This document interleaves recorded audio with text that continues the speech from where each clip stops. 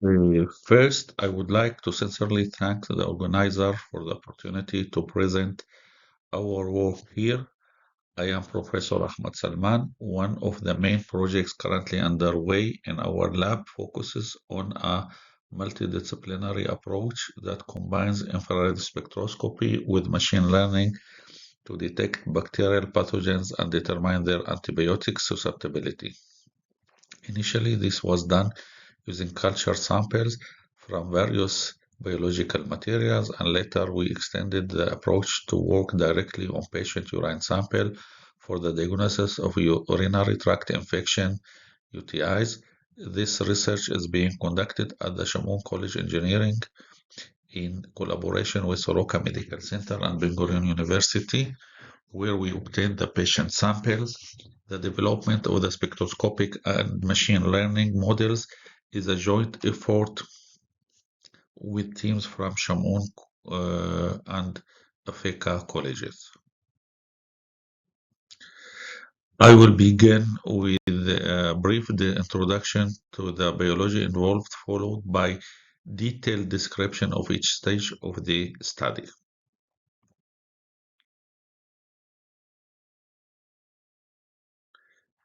Infectious diseases are caused by various pathogens, including viruses, bacteria, fungi, and parasites. Bacterial infections are a leading cause of death in both developed and developing nations, taking over 6.7 million lives annually. Bacterial infections have important clinical and financial complications.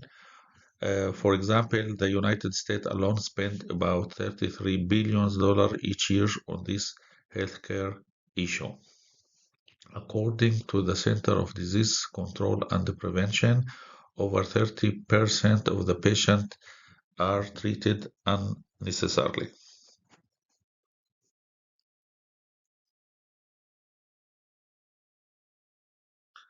Bacteria come in a variety of shapes and sizes, typically ranging from half to 5 microns. In this image, we see example of different bacterial shapes. Despite these differences, all bacteria share common biomolecule, a feature that underpins our detection approach.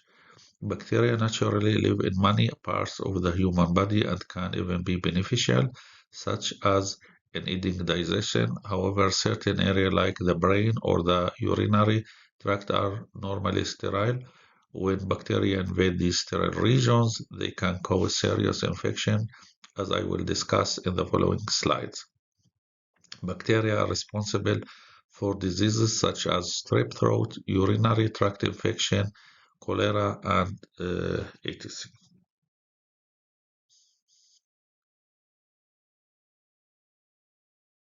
Bacterial infections are responsible for millions of deaths each year.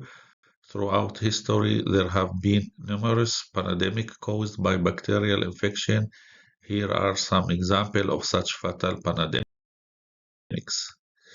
The Babylonic plague during the 6th century, also known as the Plague of Justinian, killed approximately half of the population. Bacterial infections are responsible for millions of deaths each year. Throughout history, there have been numerous pandemics caused by bacterial infection. Here are some examples of such fatal pandemics. At that time, the Black Death during the 14th century reduced the population by one-third. Bacterial infections are responsible for millions of deaths each year. Throughout history, there have been numerous pandemics caused by bacterial infection. Here are some examples of such fatal pandemics. And recently, during World War I, bacterial infection and influenza caused more deaths than the conflict. Bacterial infections are responsible for millions of deaths each year. Throughout history, there have been numerous pandemics caused by bacterial infection. Here are some examples of such fatal pandemic itself. Until the discovery of antibiotics by Alexander Fleming in 1928, pandemics caused by bacterial infection have been significantly controlled as evidenced by the figures, as can you seen by the discovery of penicillin, the infection death dropped dramatically.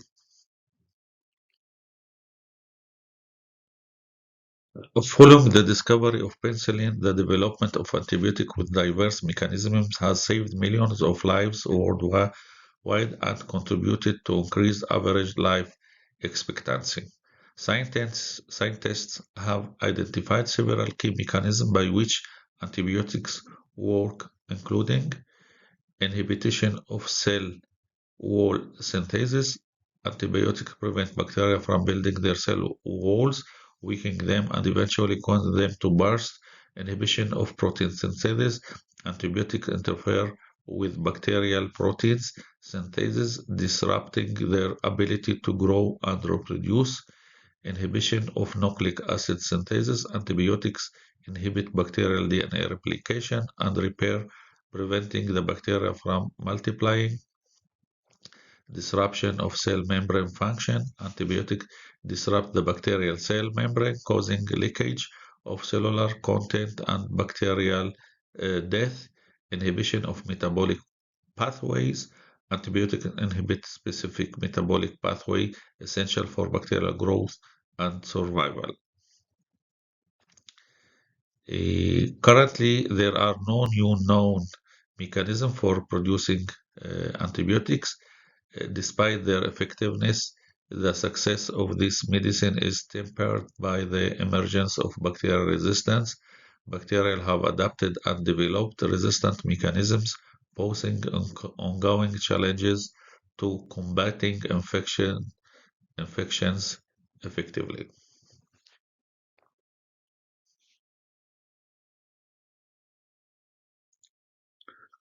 The massive use of antibiotics has stimulated bacteria to develop resistance mechanisms in order to survive. There are different mechanisms of antibiotics resistance, as you can see in this figure. Enzyme modification. Bacteria produce enzyme that can degrade or modify antibiotics, rendering them ineffective. For example, beta-lactamase enzymes can break down beta-lactam antibiotics like penicillin, which we will discuss in the next slide. Modification of the target site. Bacteria can alter the target site and antibiotics bind to efflux pump that actively pump the antibiotics out of the bacterial cell. Biofilm formation. Bacteria can form biofilms, which are protective layers that shield them from antibiotics and immune system attack, and also genetic mutation.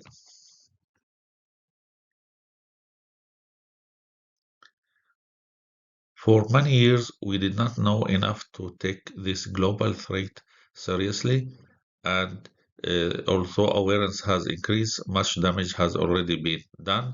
Multi-drug resistant bacteria spread as a result of poor infection control. Currently, some bacteria are resistant to all antibiotics, multi-drug resistance, and many are resistant to most of the antibiotic used. The unpleasant truth is that antibiotics discovery is not keeping pace with resistance development. Today, antimicrobial resistance is the most significant global health problem, and in the near future, 2050, more than 10 million deaths will be annually. This may bring us to the pre-antibiotics era, resulting in millions of deaths due to infection that cannot be cured.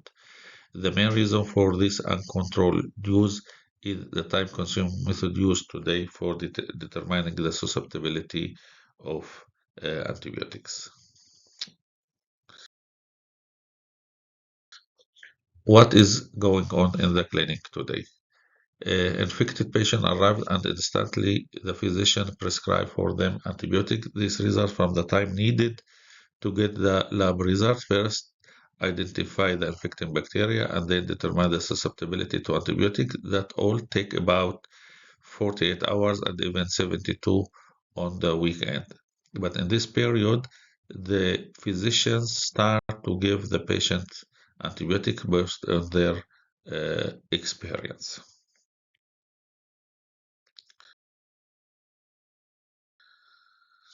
The currently used methods are based on culturing the bacteria for 24 hours to detect the species and another 24 hours of cultures to determine their susceptibility to different antibiotics.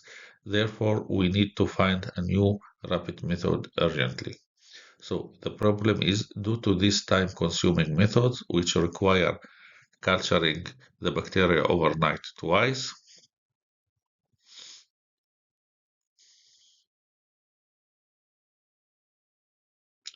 there are incorrect treatment and misuse of antibiotics,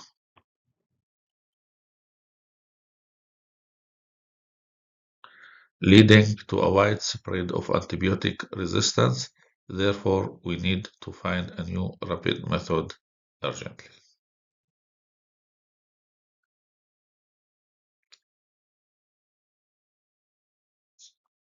Infrared spectroscopy is a well-established technique in the field of biology.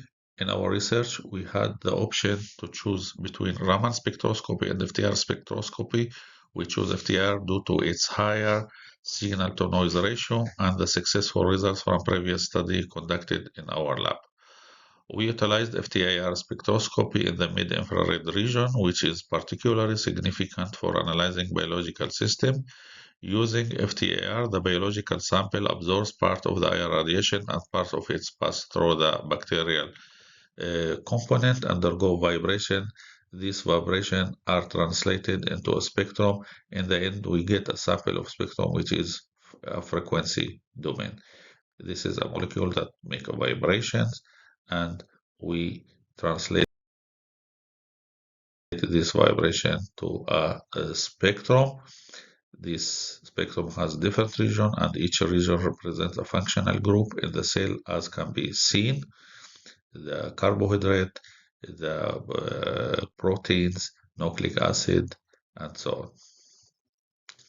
It's capable to detect minor changes in these functional groups that reflect the resistant and sensitive to certain antibiotics.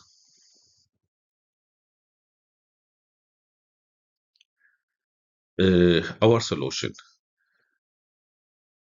considering that we have till now, our solution is to develop a computerized system based on IR spectroscopy with machine learning to identify the affecting bacteria and determine its susceptibility to antibiotic. This rapid process will lead to efficient treatment and reduce the spread of antibiotic resistance. Our study has two major parts.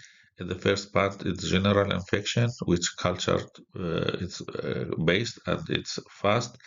Um, the UTI is culture free and ultra fast. In the first approach, the sample source from phlegm, urine, wounds, vaginal swab, and so on. First culturing on McConkey, species identification using MALDI and susceptibility for FTR and machine learning. This shortened that culturing to 24 hours instead of 48 or 72 hours. While for the second approach, which is limited to the UTI, there is no culture needed. The bacteria is or are isolated directly from urine, and FTR is used for taxonomic classification and for susceptibility testing. It takes 40 minutes since receiving the urine samples.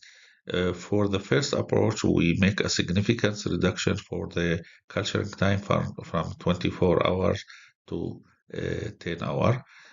Just to know the measurement, FTR measurement by itself and the machine learnings, it takes a few minutes, 2, 3, 4 minutes at most, and most of the time is needed for preparing the bacterial sample for FTIR measurements, colonies, or centrifuge for the urine samples.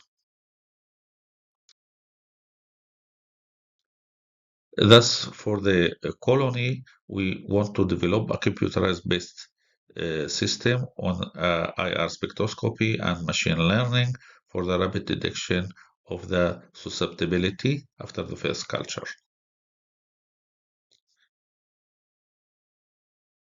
Here we pick up the bacterial sample from culture plate and mount it on a zinc selenide crystal, which is transparent to infrared.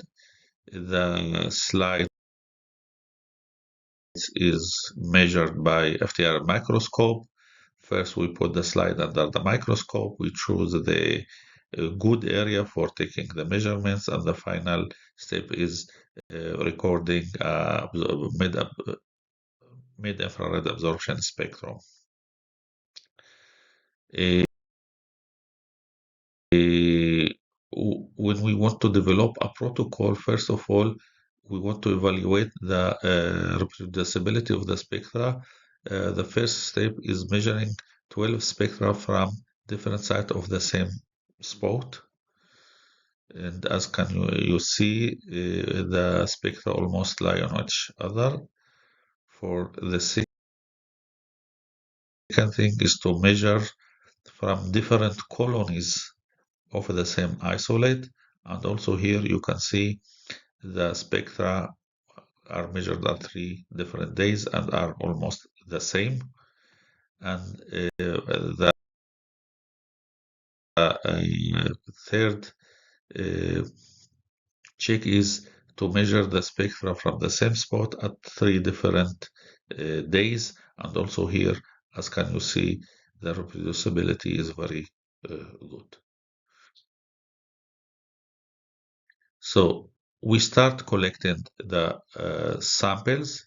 It's not should be urine. It could be from other material, from Soroka. With each sample we get from the bacteriology lab the report of the specific patient that include the bacterial type and its susceptibility to different antibiotics. Then we made our database based on these reports and the measured samples. Our data set will be used for the identification of the bacteria and their susceptibility to antibiotic. Our data sets include 12 measurements for each sample, which with each measurements undergo several pre-processing steps. Here the database that we built. It include for Klebsiella as example, the age, the gender, the numbers, and the different antibiotic sensitive or resistant. All the measured spectra were pre-processed by smoothing, cut, baseline correction, and then finally normalization. Here you can see the steps. Here to achieve our main goal, which is the determination of the bacterial susceptibility, we need to classify each of the different bacterial based on their susceptibility to antibiotic. Here you can see the E. coli bacterial isolates for sensitive and resistant to piperacillin. As can be seen from the differences are too small, making it harder to classify them by a classical method. Just to know what we do in the machine learning, all these results, all these spectra are divided into two parts. For example, in the five folds, 80% are used for training and 20% are used for validation. And for training, we use the gold standard to train the system, what is the characteristic of sensitive and resistant spectra to these specific antibiotics. Here we can see the same spectra for another two antibiotics. Also here, as you can see, the spectra are very similar, and also here for Klebsiella, the same trend, the spectra are similar. The the antibiotics were chosen randomly. And also here you can see the spectra that are very similar, and you need a very efficient classifier, and we use the machine learning as the state of the art for the classification process. We apply the second derivative on the spectra, since the second derivative is considered as a good way to improve classification performance, sharpening the peaks, and here you can see the average of sensitive and resistant sample before and after applying the second derivative. The results of the classification for four antibiotics, as an example, are presented in this table according to the E. coli. As you can see here, we have achieved an accuracy ranging between 7 to 78%. The performance are estimated or evaluated using standard measures like accuracy, sensitivity, specificity, PPV, and PP. Also here, you can see the susceptibility for Klebsiella. The results are a little bit more better, ranging from 80 to 85%. And here also for Pseudomonas, the same trend also exists.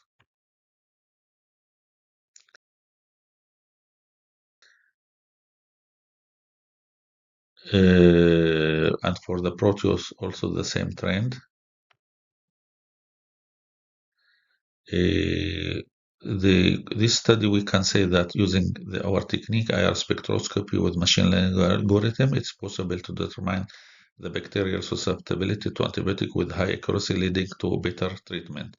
Enlarging the database will give us better and more available results. Now in our lab, we start to use deep learning for E. coli, which is the most incident bacterial species in UTI. In order to achieve higher accuracy, we hope that it will work, but this is for future plan. This is the publication regarding this part of our study.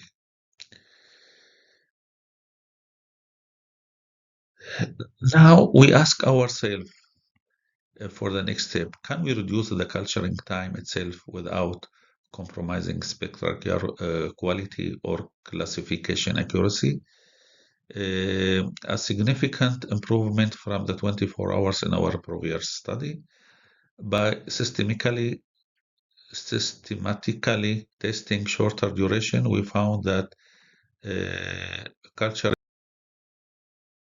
is 10-hour culture is sufficient to achieve high quality. Here, as you can see from the first figure, that after 10 hours, a clear colony can be seen in the culturing plate. And if we compare this figure shows the raw infrared spectra of E. coli, Klebsiella, and pneumonia and Pseudomonas acquired from colony culture of McConkey agar for 10 hours, and comparison with those cultures using it for 24 hours. As can see, impressive infrared spectra were obtained with high similarity between the different culturing time. However, several spectral variation exists between the different measurements, primarily in the absorption bands intensity, which may affect the fingerprint identity of each measured isolate.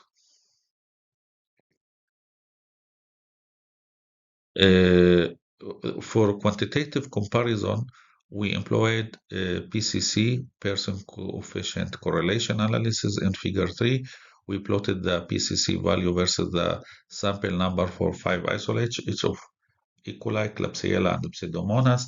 The PCC is a statistical measure used to quantify the linear relationship between the two sets of data. When comparing the two spectra, the PCC assesses how well the data points in one spectrum correlate with the data points in other spectrum. The coefficient range from -1 to 1, where +1 denotes a perfect positive correlation, -1 signifies a perfect negative correlation, and values near zero indicate that the two spectra are uncorrelated.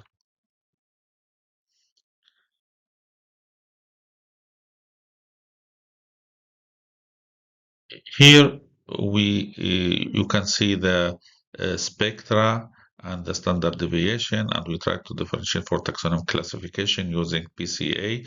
In the PCA1, PC2, P3 three-dimension, we try to differentiate different triples, and we see that PC1, 3, and 4 give the best separation. The coordinate in this plot determined by the coefficient of the spectra in the employed PC in constructing the plot. Each spectrum in this plot, each point is represent one of the spectra. As can you see, there you can see a little bit separation, but still many points, many spectra are mixed with with each other.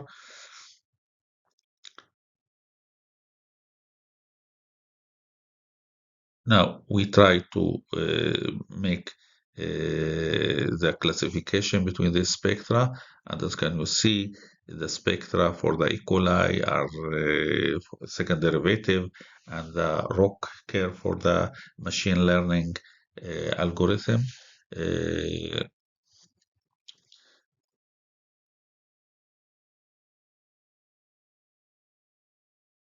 Now here you can see a comparison between the achievement of the 10, 10 hours and 24 hours performance.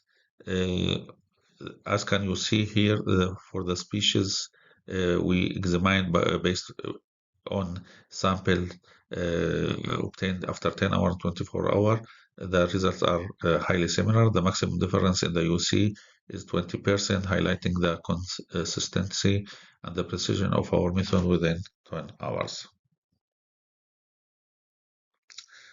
Uh, Also here, FTR, we can conclude that FTR and machine learning enable 10-hour bacterial identification and antibiotic susceptibility testing accuracy comparable to 24 and 48-hour methods, promising approach to combat antibiotic resistance. And here is a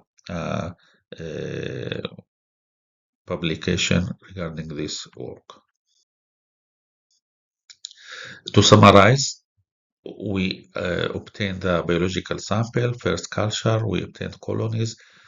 Part of the colonies are transferred for susceptibility test for MALDI-TOF to determine the species, and after that we transfer part of it for FTR measurements, and for susceptibility testing. The gold standard, the classical method were used as the gold standard for the machine learning prediction.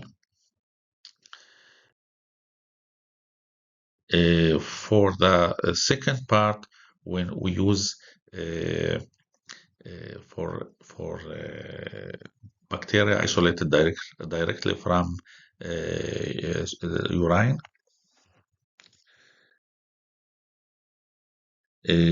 bacterial infection in urine is the most common bacterial infection occurring when bacteria enter the urinary tract.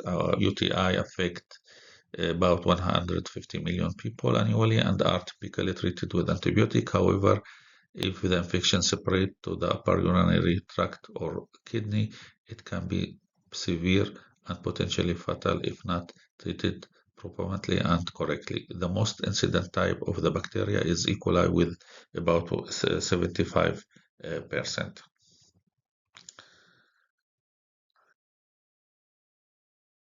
Uh, we tried to, as a first step, we want to check how we can measure the bacteria in the patient urine. So we took a random patient urine that we already know is infected with bacteria and measured the urine directly. In parallel, we measured pure urine without bacteria and a pure urine colony of the same patient that was cultured using a special agar plate to obtain the pure bacteria. As you can see here, there is urine almost cover the bacterial feature, thus we need to purify the bacteria from the urine. We isolate the bacteria, we make we try to determine what the cell concentration that measured sample needed to be. Since our approach is highly sensitive, we want to obtain a high signal to noise ratio. We found that we need at least 200,000 bacterial cells in the measured samples.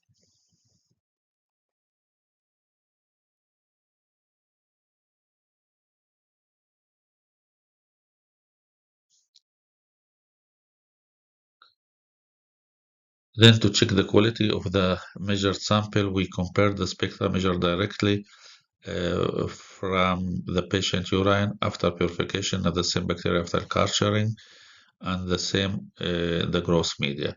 As we can see, it is better than the previous one and the spectra almost overlay each other with the same peaks and behavior.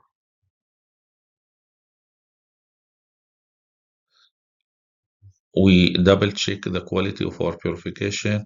Here you can see a Pearson coefficient correlation between 30 random samples using the spectra of measured samples directly from urine and the pure bacterial colony of the same patient. We can see here in this figure that almost all the peaked sample achieve more than 99% of correlation, which confirm our purification quality. We start collecting the bacterial sample of the infected patient from Soroka, and in each sample we get the report of the specific that include bacterial types and susceptibility to different antibiotic. Then we made our database on these reports and the measured sample. Our data set will be used for different analysis.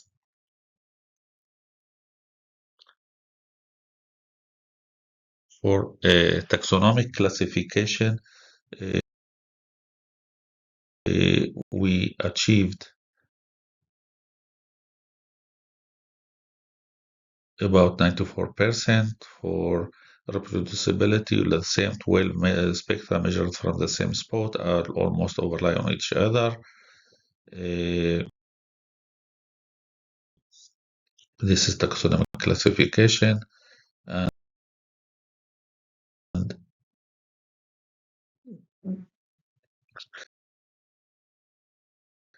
also here you can see the bacterial isolate uh, group based on their sensitive or resistant to specific antibiotics. Also here the spectra are almost similar, and thus we need machine learning to for the classification purpose. Also here we use the second derivative spectra for the same reason as discussed in the culture and colony.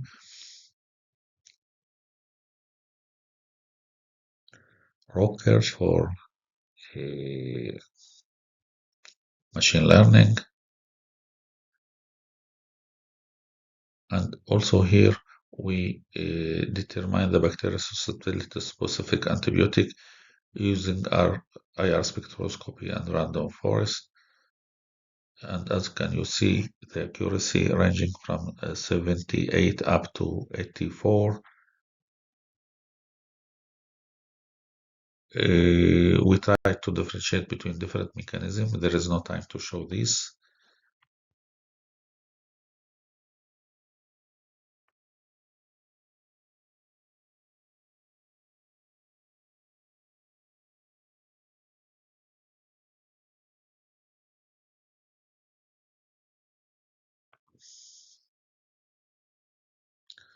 To summarizing the whole system, producing the infected patient arrives, we pick a urine sample.